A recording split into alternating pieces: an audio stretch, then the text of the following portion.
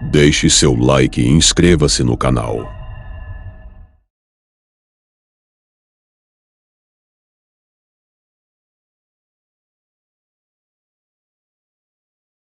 Reza a lenda que em uma noite qualquer um casal que vivia em uma bela casa decidiu sair para jantar, mas dessa vez eles não queriam levar as crianças junto, pois queriam um pouco de privacidade. Sendo assim, eles chamaram uma garota, filha de uma vizinha, que costumava cuidar de crianças.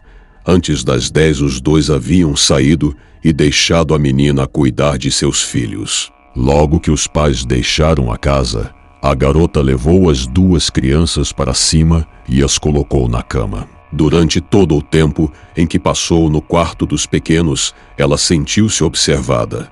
Assim que elas dormiram, a menina resolveu ir para o quarto dos pais, que também era no segundo andar e tinha TV. Assim ela poderia cuidar das crianças e ainda assistir algum programa na televisão. Nem 10 minutos faziam que a garota havia se deitado e olhava o programa, quando ouviu um barulho no corredor escuro, algo parecido com uma batida seca. Subitamente ela ficou em estado de alerta, tentando ouvir algo. Até mesmo a respiração ela trancou, mas reinava o absoluto silêncio em toda a casa. Tentando deixar isso para lá, a menina voltou a assistir à TV.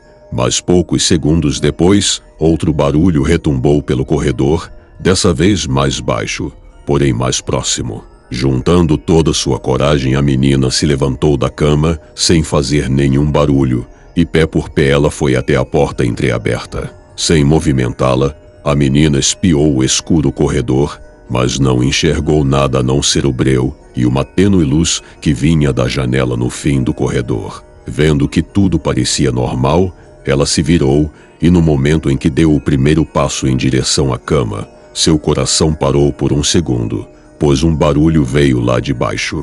Por aquele mínimo tempo, ela não conseguia identificar o que era. Mas no segundo seguinte a menina notou que nada mais era do que o telefone. Mesmo com o coração batendo igual um tambor, ela desceu a escada e foi atender.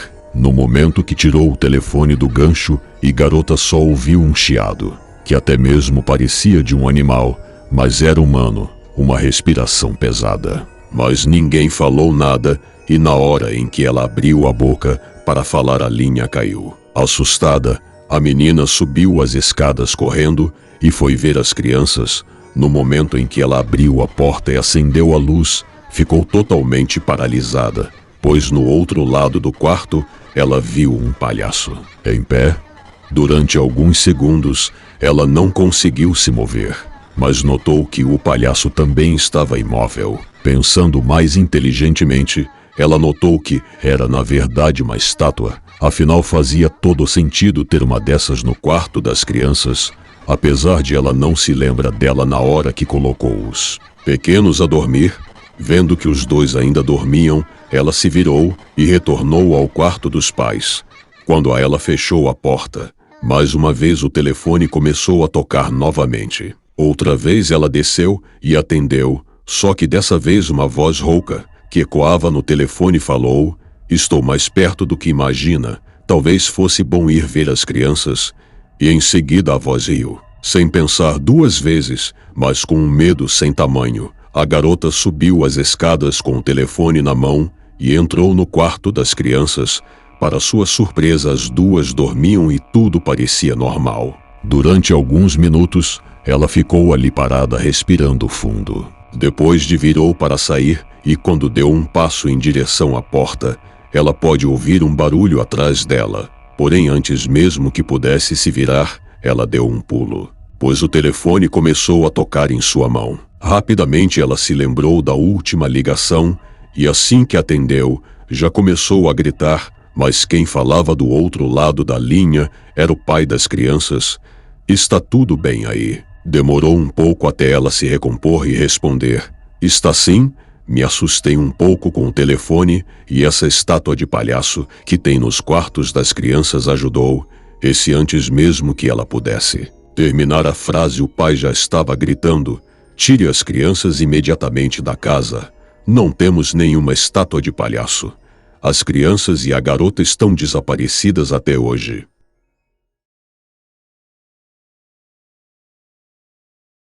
Samira sempre teve pesadelos. Sempre. Moradora de Israel, ela achava que as guerras frequentes em seu país fossem a razão deles. Porém, aos 14 anos, ela se mudou para Londres. E foi então que os pesadelos começaram a ficar piores. Toda noite, assim que fechava os olhos, uma criatura lhe aparecia em sua cabeça. Era de forma humana, mas completamente careca. Não tinha olhos e sua boca estava costurada em um pavoroso sorriso. Era o seu guia, um dos muitos daquele lugar. E por incrível que pareça, era quem lhe fazia se sentir segura quando caminhava pela terra assustadora dos pesadelos. A terra era cheia de gritos, horrores e ranger de dentes. Demônios sorriam enquanto espancavam pessoas. Havia cidades, como as nossas, destruídas, onde havia gente ferida correndo e implorando por suas vidas. E pior de tudo, havia o palhaço que dançava e parecia ser o único a se divertir de verdade naquela terra. Era um palhaço incomum, é verdade. Tinha pernas de bode e a cara pintada como os palhaços. Eles vêm pra cá, porque merecem estar aqui, dizia ele a Samira. Mas você não merece estar aqui. Não quer vir pra cá? Então não durma. Samira sempre acordava em prantos. Frequentou os melhores psicólogos, participou das melhores terapias, mas nada a impedia de ver seu guia e o palhaço quando dormia. Aquilo a apavorava e causou seus problemas de relacionamento. Era uma pessoa tristonha, que quase não se comunicava e estava sempre na companhia de remédios que a mantivesse acordada. Não valiam muito. Certa noite dormiu e voltou a seguir seu guia. Por que sempre está rindo? Se não é feliz? Perguntou ela. O guia virou sua cara sem olhos para ela, mas nada falou. Era impossível para ele falar. Voltaram a andar no meio do caos, mas, poucos minutos depois, o guia desapareceu. Cadê você? Novamente, não houve resposta. Ela começou a andar, chorando, pois tinha medo, muito medo. Queria acordar, dizia a si mesma que era apenas um sonho, mas não conseguia acordar. Ouviu passos, tac, tac, tac, no asfalto da rua por onde andava. Cascos. Logo o palhaço com pernas de boldo apareceu. E ria. Boa notícia, disse ele. Você merece vir pra cá. Vou te levar para um passeio comigo pela minha terra. Mas Samira correu. Seus cabelos negros e lisos voavam na noite enquanto o tac-tac dos cascos a seguia. E ele assobiava, e ria, e chamava seu nome, até que, cansada, ela caiu. O palhaço então se aproximou, gargalhando. Deixe-me ver esses braços. Com suas unhas, ele cortou os 2 pulsos da menina. Para você vir mais rápido, amorzinho, você tem uma missão, merece vir para cá. Ao ver aquele sangue escorrendo, ela gritou, e fazendo isso, acordou, respirou aliviada. Mas então viu o lençol cheio de sangue. Seus pulsos estavam cortados. Desesperada, chamou os pais. Samira foi levada a um hospital, onde deram pontos em seus pulsos. Os ferimentos foram interpretados como tentativa de suicídio. A assistência social e a polícia interrogaram seus pais, vasculharam a casa, pois ninguém acreditava que um palhaço com pernas de boldo a ferira em um pesadelo. Samira estava decidida a não mais dormir, não queria mais voltar àquela terra onde as pessoas sofriam, onde via vultos, espíritos que riam e demônios que se divertiam. Tudo eram sorrisos naquele mundo. E os sorrisos só vinham de quem praticava o mal, pois era divertido causar dor. Por isso ela nunca mais riu. Samira estava mudada, cansada, mais magra, adepta de remédios com apenas 18 anos. Não tinha fôlego para a universidade. Apesar de muito inteligente, certo dia viu o palhaço em sua cozinha. Estava sonhando acordada. Vou esfaquear seus pais, ele disse, passeando em volta do fogão, e vai ser divertido. Você tem problemas, vão colocar a culpa em você. Vai ser divertido. Não vai? Samira chorou. Subiu para o banheiro, abriu o armário de remédios e engoliu 3 potes de pílula. Fechou os olhos na banheira e nunca mais acordou. Seus pais pensaram que a filha depressiva finalmente fora bem-sucedida em sua tentativa de suicídio e se culparam. Mas concordaram que ela finalmente estava em paz. Lê do engano. Estou no mundo dos pesadelos agora, com medo, trancado em um quarto, com alguma criatura estranha arranhando a porta na tentativa de entrar. Tenho medo. O palhaço diz que mereço estar aqui, pois vim para escrever o que vejo da minha janela. E da minha janela vejo espíritos que brincam, vejo mortos que andam, alguns até conhecidos meus, e vejo Samira. Ela veio me contar sua história há alguns dias, agora que vaga pela terra dos pesadelos. Era bonita da primeira vez que a vi, mas depois me apareceu careca e nua pedindo que eu a ajudasse. Não podia fazer nada. Expliquei que eu aparecia ali apenas quando dormia e não conseguia sair do quarto. Alguns dias depois eu a vi sem seus olhos. Eu quero ver, ela gritava em pânico. Preciso da luz, da luz. Logo depois ela me apareceu novamente, com a boca costurada num insano sorriso eterno. Nunca mais falou, mas isso faz muito tempo. Hoje ela anda por aí, de qualquer jeito, acompanhando crianças que por alguma razão vão parar nessa terra e confiam nela como um guia. As crianças não sabem, mas confiam nela porque ela já esteve em seus lugares um dia. Mas duvido que hoje Samira se lembre de quem foi. Para mim ela já esqueceu e se acostumou a ser mais uma criatura dessa terra terrível. Eu quero ir embora.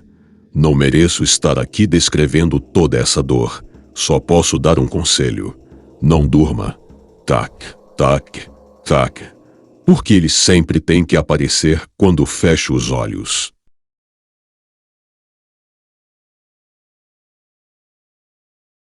Quando tinha 12 anos, eu morava em uma pequena cidadezinha do interior. As pessoas ainda gostavam muito de circos naquela época, era uma das atrações mais desejadas. Infelizmente era muito difícil de se ter em minha cidade por ela ser tão distante. Mas um dia em que eu e minha família estávamos almoçando, passou um carro com alto-falante dizendo: venham, venham, hoje única apresentação do Circo Souza em sua cidade. Aproveitem hoje às 8 horas, na rua Agasta N198. Eu e minha irmã pedimos imediatamente a nosso pai que nos levasse ao circo, porque nunca tínhamos ido em um. Naquele dia às 8 horas estávamos em frente ao circo, esperando o espetáculo começar. Mas o circo não era nada do que eu esperava. Não havia palhaços distribuindo balões, não havia crianças sorrindo e brincando de um lado para o outro. Não havia dançarinos, muito menos um espetáculo. O que eu via era um show de horror, crianças sendo torturadas, animais sendo mortos, e o que mais me dava medo era um palhaço que ficava sempre lá no canto do palco, olhando diretamente para mim com os olhos arregalados, maquiagem pesada no rosto, uma roupa desgastada, segurando em sua mão toda ensanguentada uma faca. Fomos direto para casa. Meu pai dizia que aquilo era para ser esquecido, que minha mãe não poderia saber. Mas eu estava com medo, mas ao mesmo tempo muito curiosa. Liguei meu computador e pesquisei sobre aquele circo. Tudo que achei dizia que o circo havia pegado fogo durante um espetáculo e que todos que trabalhavam lá haviam morrido, mas que mesmo assim havia relatos de que ele continua funcionando com os mesmos funcionários e que todos que um dia fosse naquele circo fantasma não viviam mais que uma semana. Resolvi ir dormir, não queria acreditar naquela história toda, mas quando fui fechar a janela, eu podia ter toda certeza que o palhaço daquele circo estava lá olhando para mim do outro lado da rua. Mas dessa vez ele estava sorrindo. Fique com medo, corri e deitei em minha cama, me cobri com edredom até o rosto. Quando comecei a ouvir passos dentro da casa, ouvia gritos, mas mesmo assim, fiquei deitada quietinha em minha cama. Ele matou toda a minha família, meu pai, minha mãe, minha irmã, Sem exceções, não sei por que ele fez aquilo, mas sei que até hoje tenho medo de fechar a janela, pois lembro até hoje daquele circo, das apresentações de tudo, principalmente do sorriso macabro daquele palhaço e do olhar sanguinário dele. Após contar essa história para meu amigo e me despedir dele, fui deitar, mas aí lembrei que tinha esquecido de fechar a janela. Levantei da cama e fui fechar, mas adivinha quem estava lá, do outro lado da rua? O palhaço com aquele mesmo olhar sanguinário e sorrindo para mim.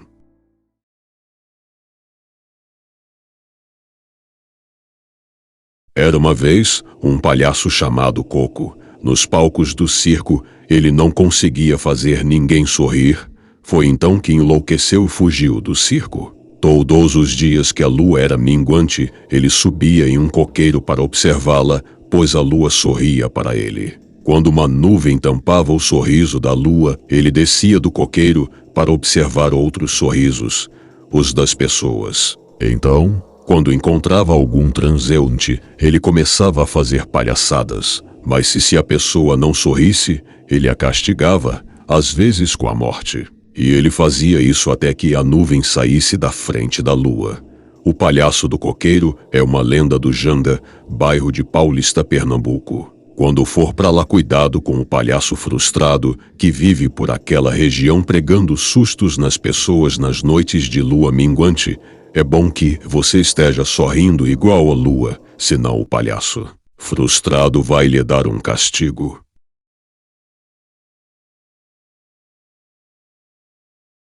O palhaço Sombra é uma espécie de artista que fica nas ruas famosas, de preferência das grandes cidades, imitando os pedestres que passam com graciosidade. Este tipo de animador surgiu na Roma Antiga, mas teve seu ápice nas brincadeiras renascentistas do Carnaval de Veneza. Já na Idade Moderna, surgiu o costume de um credor contratar um artista vestido de palhaço para seguir e imitar os gestos pelas ruas da pessoa que estava lhe devendo, pois esta seria uma maneira do povo saber que o imitado era um mau pagador. Em Curitiba, nos anos 80, surgiu um palhaço Sombra na rua 15 de Novembro, a mais movimentada do centro da cidade, que seguia e imitava qualquer pessoa que surgisse naquela rua, com o objetivo de divertir os demais frequentadores.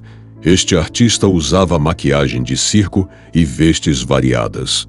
Porém, uma das suas fantasias era uma roupa de presidiário, toda listada em preto e branco. Este primeiro palhaço Sombra nunca fazia brincadeiras desrespeitosas com as pessoas.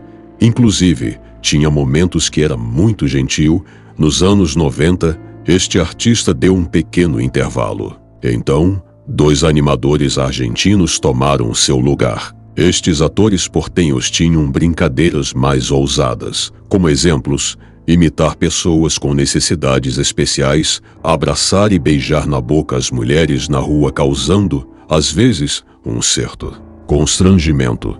Então, lá pelo ano 2000, os artistas argentinos deixaram a rua mais movimentada de Curitiba e deram a vez para outro palhaço Sombra, que já era um senhor de idade. Reza a lenda que este idoso faleceu no ano de 2004 e que, à noite, o seu espírito começa a seguir e a imitar as criaturas que andam pela rua 15. Por isto, é comum os relatos de pessoas que passam pela rua mais movimentada de Curitiba e sentem que alguém está as seguindo.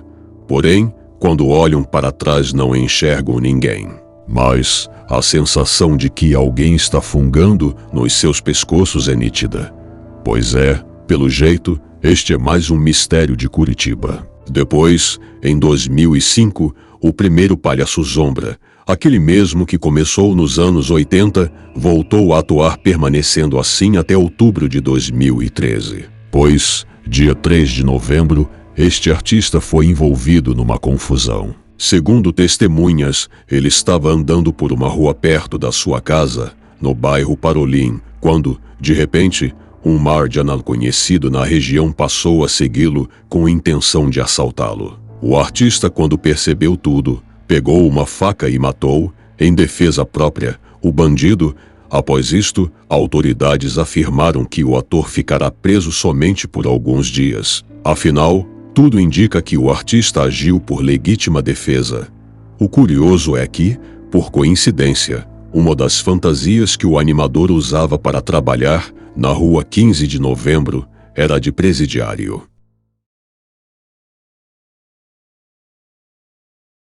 Nomeado após as duas lendas do gênero horror, Vincent Price e Alfred Hitchcock, este boneco de palhaço é um brinquedo e fantasma em um só. Renee, uma agente imobiliária de Oregon, viu pela primeira vez ele em um leilão online. Como um amante de todas as coisas assustadoras, ela comprou o item por $500 americanos. Pouco tempo depois de colocar Vincent em um canto designado em sua casa, ela começou a sentir acontecimentos bizarros. Houve vários casos em que o palhaço desapareceu de repente de onde foi deixado, apenas para reaparecer em lugares inesperados. Na verdade, Renee disse que uma vez encontrou a boneca com os dois braços levantados misteriosamente no ar. Mais tarde, um gravador deixado perto da boneca capturou uma voz profunda de um homem proferindo as palavras "Wake up", acorde, enquanto ninguém estava na sala.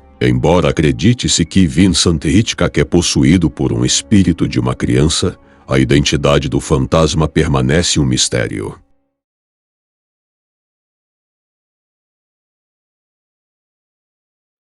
André estava radiante naquela tarde de verão quando comemorava seu 8º aniversário. A casa estava decorada com balões coloridos e havia uma mesa repleta de doces, bolos e salgadinhos deliciosos. Entre os presentes que recebeu, um deles chamou sua atenção de imediato: um quadro com a gravura de um palhaço. O palhaço retratado na pintura tinha um ar melancólico, com um chapéu amassado adornado por uma flor murcha e uma expressão triste em seu rosto. Para André, que era apaixonado por arte, aquele quadro era mais do que uma simples pintura, era como se tivesse capturado a essência de um palhaço real. Com entusiasmo, André pegou o quadro e correu para seu quarto, onde o pendurou na parede. Descendo as escadas, ele abordou sua mãe com um sorriso e perguntou quem havia dado aquele presente tão especial. A mãe de André ficou intrigada, pois não tinha ideia de quem poderia ter dado o quadro. Naquela noite, após os convidados terem ido embora e André ter se preparado para dormir, algo estranho aconteceu. Ele teve um sonho perturbador com palhaços que riam de forma sinistra. O riso ecoava em seus ouvidos, fazendo-o acordar sobressaltado. Desceu correndo as escadas, esperando encontrar sua mãe para contar sobre o pesadelo. Mas quando chegou à sala, a casa estava estranhamente silenciosa. Ele buscou por sua mãe em todos os cômodos, chamando por ela em vão. Finalmente, ao entrar no quarto de seus pais, uma cena horripilante o aguardava. Seus pais estavam deitados na cama, imóveis, sem pulso. O quadro do palhaço estava lá, pendurado na parede, e sua expressão havia mudado. Agora, o palhaço estava rindo, mas não era um riso amigável, era um riso maligno que ecoava na mente de André. Desesperado, ele tentou acordar seus pais, sacudindo-os e chamando por eles, mas era em vão. Aterrorizado, André correu até a porta para buscar ajuda, mas antes que pudesse sair, a porta se fechou com um estrondo ensurdecedor, prendendo-o dentro da casa. Lágrimas escorriam pelo rosto de André enquanto ele continuava tentando em vão abrir a porta.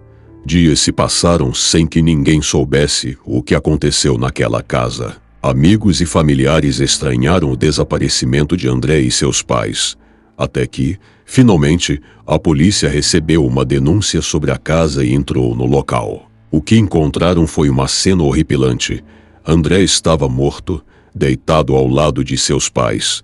Não havia sinais de luta, e a causa da morte permaneceu um mistério. O quadro do palhaço ainda estava pendurado na parede, mas sua expressão havia retornado à tristeza original.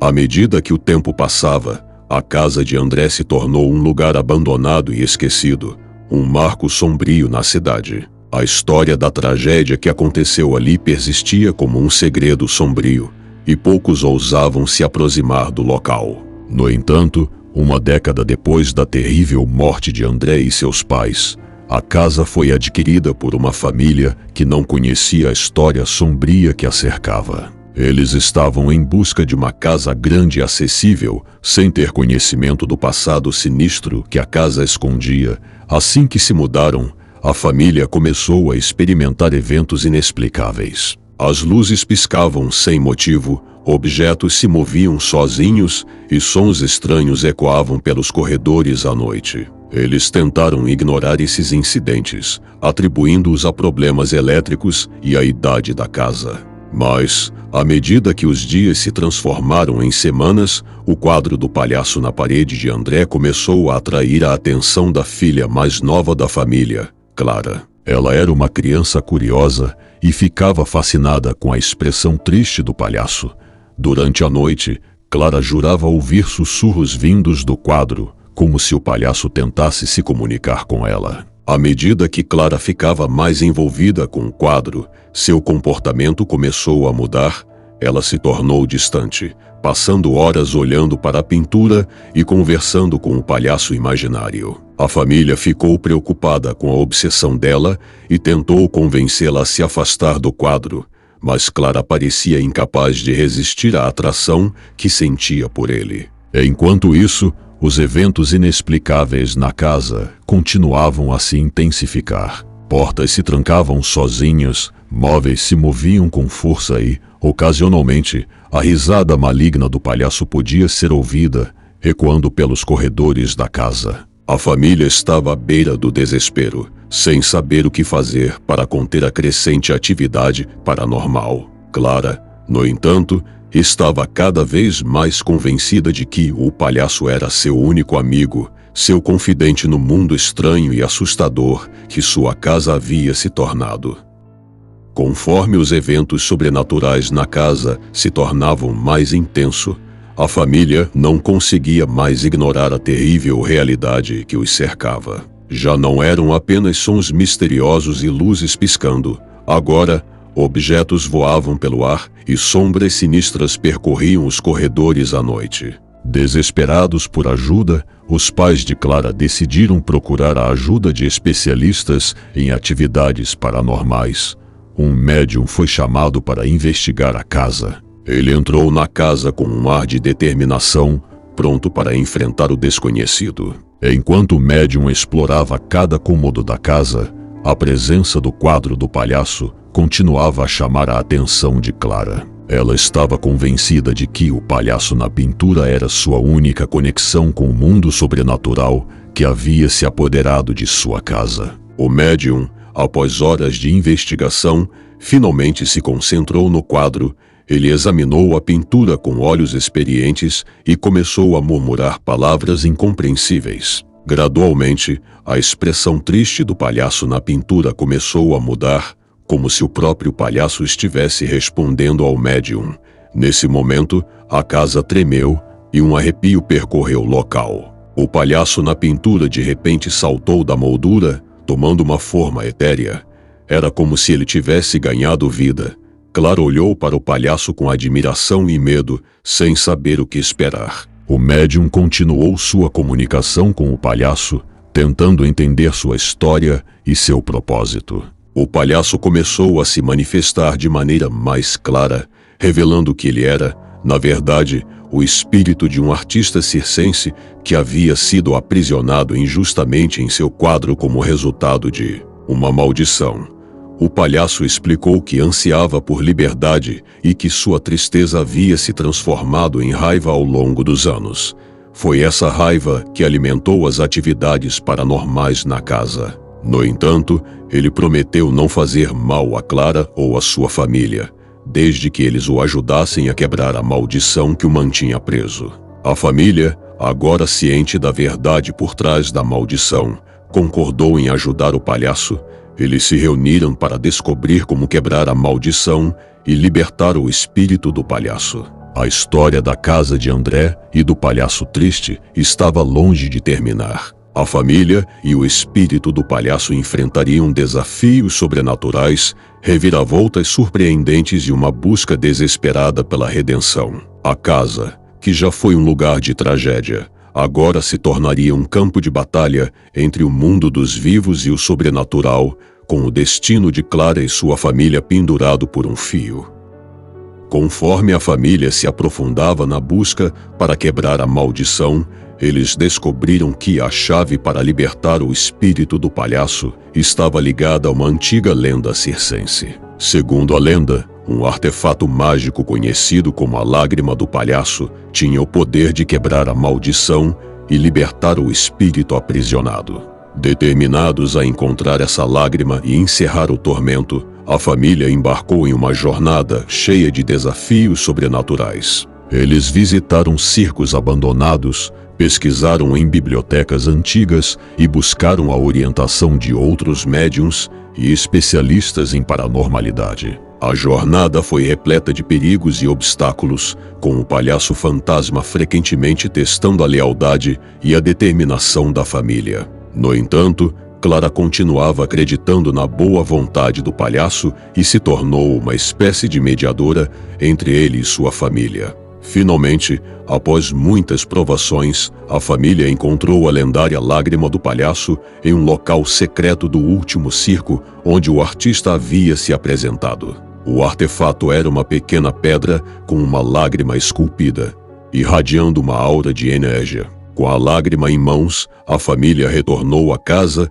e realizou um ritual especial, seguindo as instruções do palhaço. Enquanto a Lágrima do Palhaço se fundia com o quadro, o espírito do palhaço começou a dissipar-se lentamente.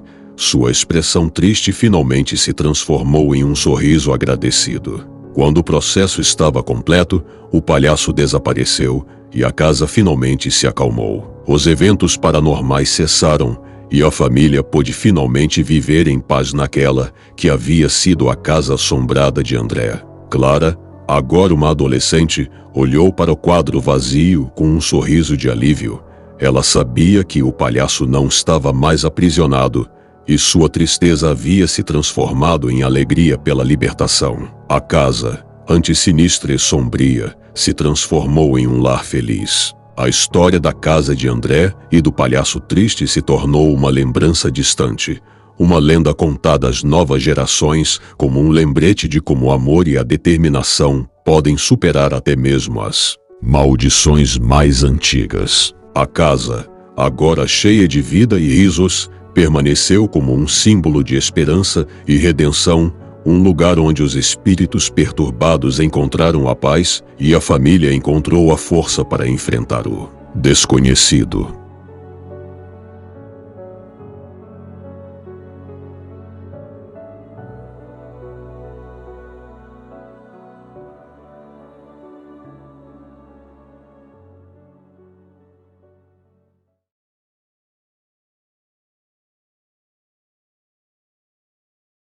Em meados dos anos 90, uma história assombrou a grande São Paulo, por ocasião do lançamento de uma série especial no jornal Notícias Populares chamado Os Crimes que Abalaram o Mundo. Foi apresentado o caso de um palhaço norte-americano que na década de 60 assassinava crianças. A partir daí surgiu a história de que uma gangue de palhaços, que às vezes tinham também uma bailarina entre eles, que atuava na cidade de Osasco e estaria roubando crianças para vender seus órgãos para o mercado negro. Aos poucos a história percorreu toda a grande São Paulo e ganhava tons cada vez mais verídicos. Agora a gangue rondava os grandes centros numa Kombi azul, parando nas praças onde apresentavam seu show. No meio da bagunça, eles raptavam as crianças e fugiam. A história se espalhou por todo o Brasil e chegou ao ponto de ter pessoas que juravam ter visto reportagem no famoso telejornal Aqui Agora. O boato foi tão forte que o Notícias Populares chegou a dar algumas capas para a Gangue dos Palhaços, uma escola nome desconhecido, em Mauá chegou a ser atacada pelos diabólicos palhaços. Todos sabiam de alguém que conhecia a vítima, mas ninguém conhecia a própria vítima. Apenas um boato ou a gangue realmente atacava.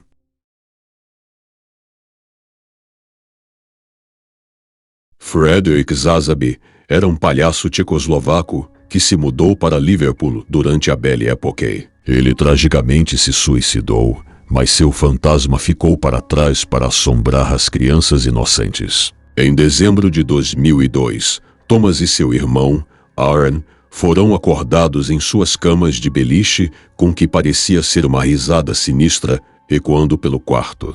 Eles logo abriu seus olhos para ver a aparição de arrepiar os cabelos em pé no corredor. Vestido com um terno marrom de uma peça, o palhaço fantasma tinha uma mão em sua barriga e o outro apontando diretamente para as crianças aterrorizadas, como se estivesse zombando deles. Seu rosto estava ainda mais bizarro. Um nariz torto longo, olhos vazios, como a de um crânio, e maquiagem pesada fez o palhaço completamente irreconhecível. Testemunhas também falam de um cheiro adocicado que acompanha o fantasma de Zásaby para qualquer lugar que vai, um odor repugnante parecido com fórmol. Deixe seu like e inscreva-se no canal.